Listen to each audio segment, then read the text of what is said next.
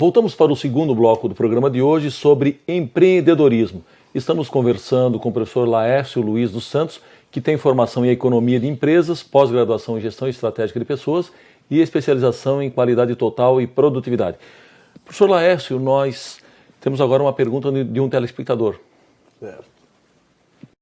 Qual é a melhor idade para começar a ter lições de empreendedorismo? Breno, vamos partir do pressuposto que o empreendedorismo é um conjunto de habilidades, um conjunto de talentos que a pessoa vai criando ao longo da sua vida. Então, partindo dessa ideia, a pessoa, quando ela começa a ser formada lá na tenra idade, quando ela começa a andar, quando ela começa a se envolver, entender os comandos, ela precisa ser estimulada pelos pais, pelos irmãos, ela precisa ser estimulada na criatividade, ser estimulada a aprender. Então, digamos que, sendo dessa forma, a melhor idade é a partir do momento que a pessoa começa a falar, a se movimentar sozinha. Esse é o ponto principal do empreendedorismo da pessoa. Professor Laércio, na linha do que o Breno perguntou, eu tenho uma curiosidade sobre o ensino do empreendedorismo, por exemplo, na universidade. Um estudante universitário ele já está muito velho para ser empreendedor, para começar a ter noções de empreendedorismo, e também qual é que é a nossa realidade brasileira no tocante à questão da idade, no início, o início das primeiras noções, a partir de que idade está sendo começado a ser ministrado essas noções nas escolas brasileiras? Hoje as universidades elas estão ainda gatinhando, estão ainda em início de processo do empreendedorismo.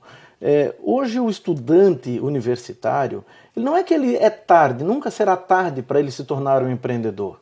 Existem casos aí de pessoas que depois que se aposentaram tiveram liberdade para empreender, fazer algo que eles queriam. Por um momento eles optaram pela segurança. Então o empreendedorismo nunca será tarde para aprender. O que vai diferenciar o empreendedor da pessoa que apenas se formou é a insatisfação, o querer algo a mais. Querer algo que não está no mesmo trilho das pessoas.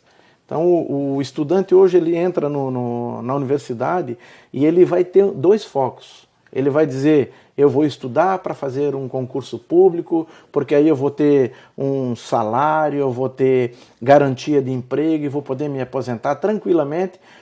Ele já tem esse foco de buscar a segurança. Outros vão dizer, eu vou estudar porque eu quero me habilitar a construir o meu império, a minha empresa. Certo. Ele vai se criar e vai se formar a partir da universidade. Pode ser que antes ele não tenha tido o estímulo que o habilitaria mais cedo, mas ele vai ser preparado lá na universidade.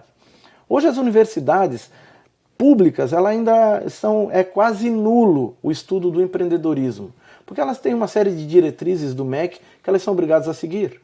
Agora, as universidades privadas, essas já estão começando a se envolver mais. No entanto, o percentual é muito pequeno no Brasil e na maioria das vezes são iniciativas de professores. Determinado professor que tem determinada experiência, muitas vezes oriundos do mercado de trabalho e também do processo acadêmico, que ministram as suas aulas envolvendo as habilidades, as características do empreendedor. Certo.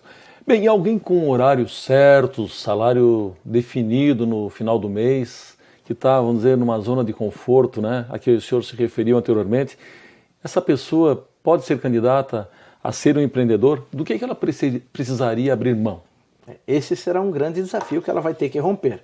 Ela terá que romper o cordão umbilical, vamos dizer assim. Porque ela vai ter que romper, ela vai ter que abrir mão dessa segurança, desse salário garantido. Não que seja obrigatório, mas muito provavelmente, se ela tem o salário garantido, ela tem o conforto, para ela ser uma empreendedora, se ela quer ser uma empreendedora, porque ela não está totalmente satisfeita com isso.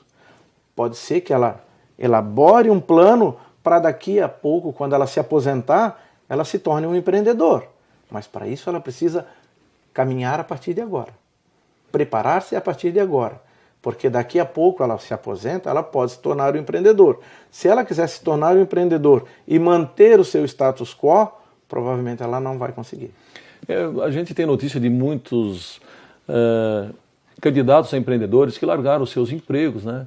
E nesses processos de demissão incentivada, inclusive, e resolveram montar seu próprio negócio e acabaram, digamos assim, quebrando a cara, né? Não deu certo. O senhor tem algum conselho para dar para esse tipo de candidato a empreendedor?